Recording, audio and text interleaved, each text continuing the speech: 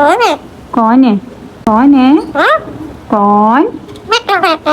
मिट्टू बेटे। आज की वीडियो में मैं आपको बताऊंगी कि मैंने अपने पैरट गोलू को कैसे टेम किया। यूँ तो पिछले सालों में मेरे पास बहुत सारे पैरट्स मेरे साथ रहे, उनमें रिंग नेक पैरट और अफ्रीकन ग्रे पैरट भी शामिल थे, पर सबसे अच्छा गोलू ने रिस्पॉन्स किया। गोलू ना सिर्फ बहुत अच्छा टेम है बल्कि बहुत अच्छी बातें भी करता है। कौन है?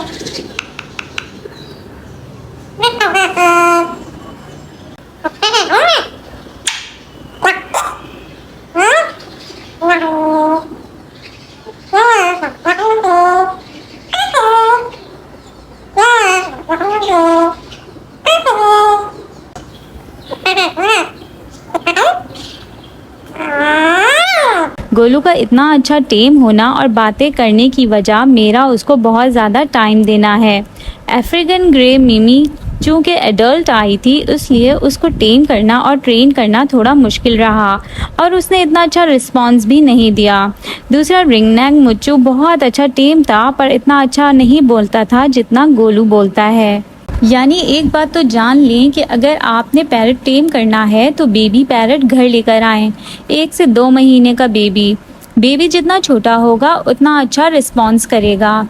दूसरा, इस बात का इंतज़ार ना करें कि वो 6 महीने का होगा तब उसको ट्रेनिंग देना स्टार्ट करनी है।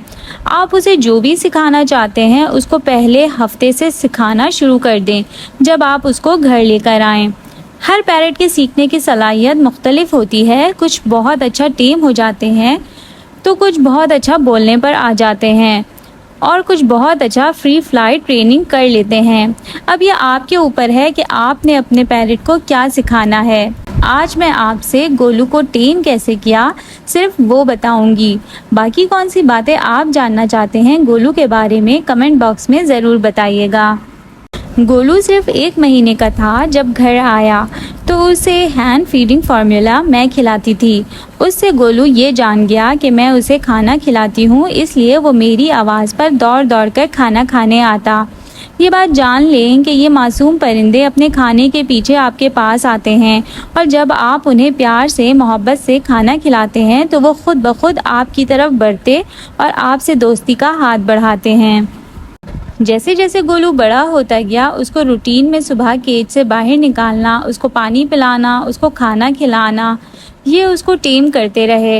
याद रहे कि पैरट को आपने उसकी नेचर यानी आदत के मुताबिक हैंडल करना है, उसके साथ ज़बरदस्ती नहीं करनी। अगर किसी वक्त उसका आपके हाथ पर आने का मूड नहीं है तो छोड़ दें, उसकी बात भी मान लें। इसी तरह ज़बरदस्ती उसको प्यार ना करें। अलेक्जेंडर पैरट को ज़्यादा प्यार करना यानी उसके ऊपर हाथ फेरना पसंद नहीं होता, जैसे गोलू को ज़्यादा कडल्स पसंद नहीं। पर जब ये मूड में होता है तो सर पर हाथ फेरने देता है, वरना नहीं। पर जब गोलू 4 महीने का था तो फैन में आकर उसकी टांग टूट गई थी। गलती मेरी थी क्योंकि मैंने रूटीन से हटकर दूसरे टाइम पर इसको खोल दिया था, ये सोचकर कि सुबह मसरूफियत की वजह से आज मैं उसे नहीं खोल सकी। पर वो शायद उस वक्त नींद में था और 4 महीने का बर्ड अपनी फ़्लाइट पर कंट्रोल नहीं रखता। बहरहाल फिर वेट को दिखाया और ट्रीटमेंट हुआ। इस दौरान मैंने उसके फैदर ट्रिम नहीं किए थे क्योंकि एक ज़ख्मी पैरट के फैदर ट्रिम नहीं किए जाते, वरना वो मज़ीद स्ट्रेस में आ जाते हैं। खैर, गोलू ने रिकवर होने में 2 से 3 महीने लिए। इस दौरान भी मैं गोलू को रूटीन में ऐसे ही खोलती और हाथ पर लेती रही जैसे किया करती थी और वो मासूम लंगड़ा लंगड़ा कर मेरे पास आया करता था। अगर मैं इन दिनों गोलू को केज में ही रहने देती तो ये जंगली हो जाता, इसलिए इसके बीमार होने के बावजूद मैं उसे टाइम देती रही। हालांकि सख्त गर्मी के दिन थे, मई, जून और जुलाई, और मैं और गोलू फ़ैन बंद करके अकेले किसी कमरे में साथ टाइम गुजारते क्योंकि टेम करने के लिए शुरू के 6 महीने बहुत ज़रूरी होते हैं। अगर शुरू के 6 महीने की उम्र तक पैरट को सही से टेम नहीं किया तो बाद में उसे टेम करना थोड़ा मुश्किल हो जाता है और पैरट वैसा रिस्पॉन्स नहीं कर पाता जैसे गोलू कर रहा है। गोलू को मैं अपने साथ साथ घर के दूसरे अफराद से भी दोस्ती करवाती। चूँकि मैं जॉइंट फैमिली में हूँ, इसलिए आने जाने वाले घर के छोटे बड़े बच्चे उन सब से गोलू को मिलवाती ताकि गोलू सोशल रहे और दूसरे लोगों को देखकर ना घबराए। इसके साथ साथ पैरेट की सेहत और सफाई का ख्याल रखना, उसका पिंजरा रोज़ साफ़ करना, उसको रूटीन में मौसम के मुताबिक नहलाना, उसको धूप दिखाना, उसको केज से बाहर निकालकर टाइम देना, ये सब टेमिंग में ही आता है।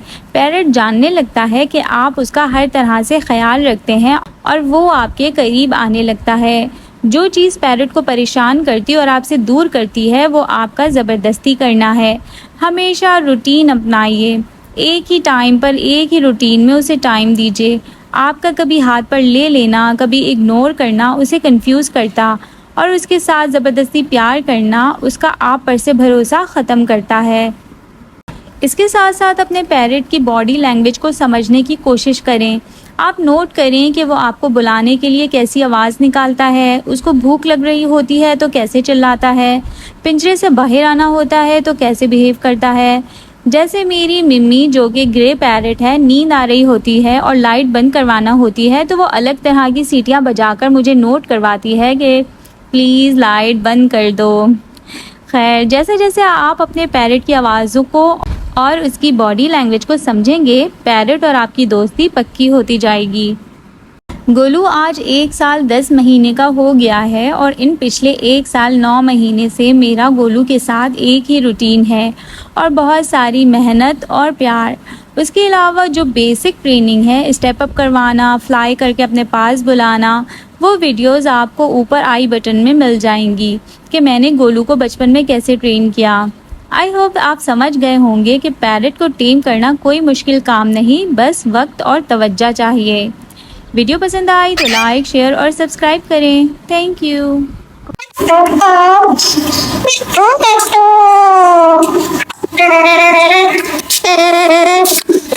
Oh,